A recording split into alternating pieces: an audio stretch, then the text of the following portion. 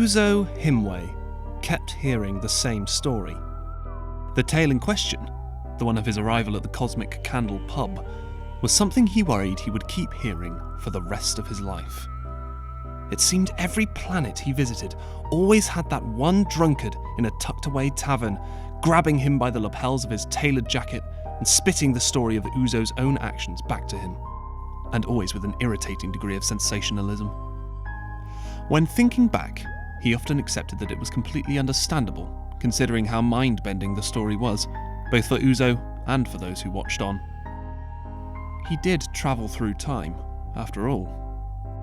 One patron had described the noise of the time vortex opening behind the bar as like the universe creaking under its own weight. Another had told Uzo he looked like a proper hero when he had stepped out of the vortex with a small group of other heroic-looking types in tow. If he was being honest, the group had no clue what they were doing. Neither did Uzo. Not really, anyway. Sure, he had followed the instructions given to him as closely as possible. It just so happened that part of Uzo's instructions were, lead everyone through the gap in the vortex first because you're tall and everybody will be able to see you so we don't get lost. Uzo was no hero, just extremely visible. There was one man, however, who was unmistakably heroic. It was he who had worked out what was wrong with the chronorachnid. The man had mentioned a large number of gobbledygook phrases, and it was he who had used the beast's temporally charged web to send them all back to the safety of the Cosmic Candle, from which they had initially all been time-shifted. Uzo had managed a handful of conversations with him, during which the man had mentioned that he preferred to go by an alias, the Doctor. Seeing as Uzo was the only one to have been told this, he had considered it a gesture of friendship at the time, even if it was a little peculiar.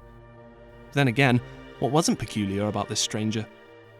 He talked with the chronorachnid as if it were an old friend, even when it had tried to remove a member of the group's head and spin it into the 15th century. He had the body of a gangly young man, and yet, in his eyes, Uzo could see the centuries that had passed. The Doctor, he thought, was ancient and wise. Above all else, the Doctor was a hero. There was no doubt about it. The night Uzo met the Doctor, it was a tale he would never stop hearing. Contrary to popular belief amongst the patrons of the Cosmic Candle, this was not good news for Uzo. It was a night he would much rather forget. Is your life always this dangerous? Uzo sipped at a trembling glass of wine. The slower he sipped, he thought, the longer he could spend in the company of the man that had just saved his life from a chronorachnid. The man who was currently too busy examining readings taken on his sonic device to drink his complimentary drink. The man who had playfully described the thing in his hand as like a screwdriver but with added sound effects. The Doctor spoke without looking up. I'd call it exciting, but I suppose the answer is yes.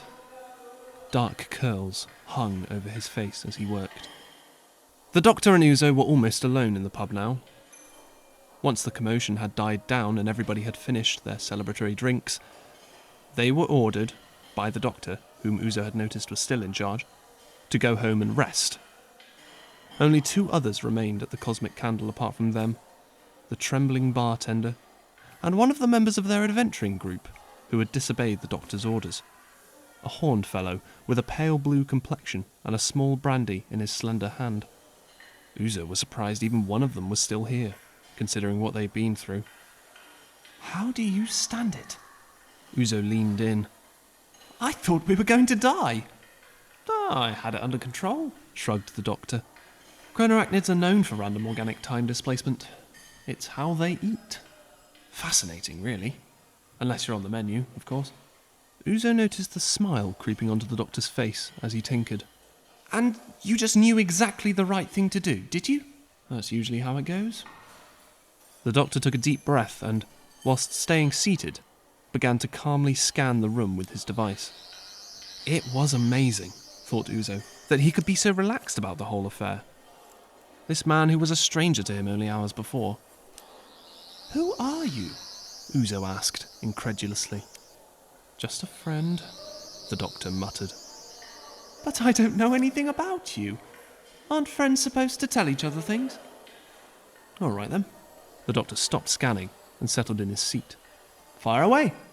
Ask me anything. Okay. What's your name? The doctor huffed. Are all the questions going to be things I've already told you? Fine, said Uzo. But what's your real name? The doctor tapped his nose, chuckling to himself. Uzo blushed. All right. What about family? Where are you from? The doctor's smile faltered. Nowhere. Just for a moment, there was a silence that told Uzo he'd asked the wrong question. The sound of the bartender putting away glasses became deafening.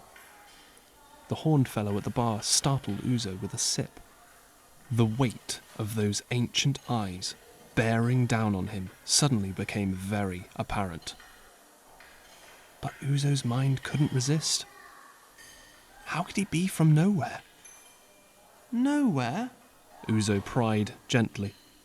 An even longer silence preceded the doctor's sharp response. I travel. It's kind of what I do. Has been for most of my life. He leaned in, as if sharing a secret. You see, Uzo, all that stuff we saw today, all that mad, terrifying, fascinating stuff, that's only a tiny glimpse of everything out there. You mean there's more giant time spiders? Uzo joked nervously. Of course, but there's also fish clowns and galactic reggae concerts and entire worlds made entirely of blackcurrant jam. There's even a population of bipedal dogs in the Diligence Cane system who all share the surname Clark. I intend to see all of it, Uzo. All of time and space. This was mad, Uzo decided. This doctor was out of his mind. Though on further inspection, Uzo decided that maybe he himself was mad. Now more than ever, he was eager to hear more. The doctor returned to scanning, and that's only the half of it, trust me. But all that stuff you talked about, I mean, we travelled in time. That certainly doesn't happen every day. Depends who you hang around with. With a slight grin, the doctor briefly glanced in the direction of a large blue box in the corner of the pub by the toilets. That was strange. Uzo hadn't noticed it there before. He gulped. You're joking! Listen. The doctor stood quite suddenly, straightening the orange jacket hanging from his tall, lean frame. I need to head off in a moment. Back to my travels. But it's been lovely meeting you, Uzo. And straight away his attention was on the device again. Uzo could tell he was a man on a mission. If only Uzo could go on the mission with him. His mind couldn't let go of all the things the doctor had said. The places, the creatures, all of time and space. How could Uzo risk missing out on that? As the doctor went to leave, Uzo chanced it. Take me with you! Startled, the doctor looked back. For a moment, he seemed confused. I don't see why not, he muttered, starting to smile. It had worked. Uzo couldn't believe it. Travelling, with the doctor, through time and space. This was unreal. He bounced to his feet. Where will you be going? The doctor grinned down at him. Anywhere. Uzo had needed to use the payphone after that. Apparently, word had reached his mother of his heroic deeds, and she wouldn't rest until she'd heard he was okay. He'd promised the doctor, quite enthusiastically, that he'd be back as soon as possible. He was nice, the doctor thought. A bit eager at the end there, but who wouldn't be? The thought of the young man's excitement stayed with him for a moment, before he returned to finishing up his residual Artron scan. Whilst Uzo was probably attempting an explanation of time travel to his dear old mother, the doctor pocketed the sonic screwdriver and headed to the bar to politely return his complimentary drink. Sorry, he slid the drink to the bartender. Not a fan. This may be a finest beverage, but to me it tastes a lot like alcohol. The stocky man shot him a look of confused frustration and snatched the drink back. The Doctor thought it slightly odd, but accepted that he wasn't going to get a perfect orange squash in every pub in the universe. It just wasn't going to happen. As the Doctor rummaged for the TARDIS key, a voice murmured from along the bar. Congratulations. He turned to find the pale blue creature from before, his stunted horns shimmering in the light of the beer taps. What for? Your victory earlier today. The Chronorachnid stood no chance against a man with such mastery over the temporal arts. Deep down, the Doctor gave himself a fist bump. Oh, it was nothing, really, he sighed. The stranger extended a spindly hand. Servient Yoon, at your service. Servient... Oh, Raxos, right? Yoon nodded. Hand to the Raxos father, in fact. Oh, lovely. In a second, the Doctor decided this blue creature's trustworthiness. John Smith. Yoon nodded gratefully. So, the Doctor added, relaxing slightly, how is the father doing these days? He glanced out of the window to see Uzo wrestling with an analogy. He clearly wasn't succeeding. Yoon moved closer into view. He is troubled. Perhaps you could be of some assistance? This caught the Doctor's attention. Assistance, he thought, was one of the most exciting things he could be. Oh, really? What's got his horns in a twist, then? A planet in the observable Jol quadrant is displaying signs of a temporal anomaly. Father deems it a possible threat to the safety of the Empire and its surrounding... Sorry, it's been a long time since me and the father shared a pint of... The Doctor spotted the name of a beer on the closest tap. Gelthrak. Remind me, what's in the Jol quadrant? For a moment, Yoon looked as if the Doctor had just opened his mouth and dribbled. I believe the planet is known to its inhabitants as Earth. Well, that couldn't have been right. The Doctor rummaged through his brain for any memory of anything time-related happening in 2018. Then again, he supposed, it did all tend to get a bit wibbly-wobbly around the 21st century. He furrowed his brow. What does he know so far? We followed readings being picked up on the outer Raxos worlds, an opening to the time vortex, similar to the one you dealt with tonight. Yoon's eyes widened. Except much larger, still active, and dangerous. A rupture on that scale could be a serious threat to our entire empire. He caught himself and straightened out. And, of course, the dear population of Earth. Now this was bad. This was certainly not meant to happen in 2018. The Doctor's mind raced. And this is completely true? He asked, standing to attention. Completely, Mr. Smith. The anomaly is active at this very moment. If we don't act as fast as possible, the situation could get very dire indeed. Yoon bowed his head. Please, we are desperate for help. Just like every other time the Doctor had been asked for help, everything else dropped away. The celebrations, the Chronorachnid, the cosmic candle, it all fell to the wayside. The Doctor had a mission now, and nothing could stop him. Yoon added, We would have approached the Time Lords for help, had they not regressed into the savagery of war. His heart sank. The thought of the Time Lords neglecting their duty made the Doctor's blood boil. And not for the first time. Everywhere he seemed to go, his people's despicable actions had left a scar. Civilizations brought to their knees in the name of victory. Planets torn apart as collateral damage. Entire histories rewritten to serve their cause. The Doctor couldn't bear the thought of once siding with them in a war that seemed infinite. It's funny, really. Yoon placed his glass on the bar top. I never fully realized how swiftly an empire could fall from pomposity to barbarism. That's all it took. That's all it ever took. Word of the Time Lord's corruption and a cry for help. More and more, he found that those two things seemed to precede his acts of heroism. To feel the weight of his people's oppression, to see the damage it had caused, was like no other pain in the universe. If he could succeed where they had failed, he often thought, then maybe he could make up for what they had done, for what they had become. Maybe, finally, he'd be better than them. The doctor pulled himself together.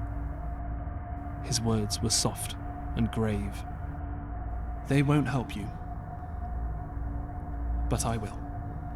Suddenly, he was in action. In no time, Yoon had given him coordinates and instructions of how to contact the Raxos father upon arrival.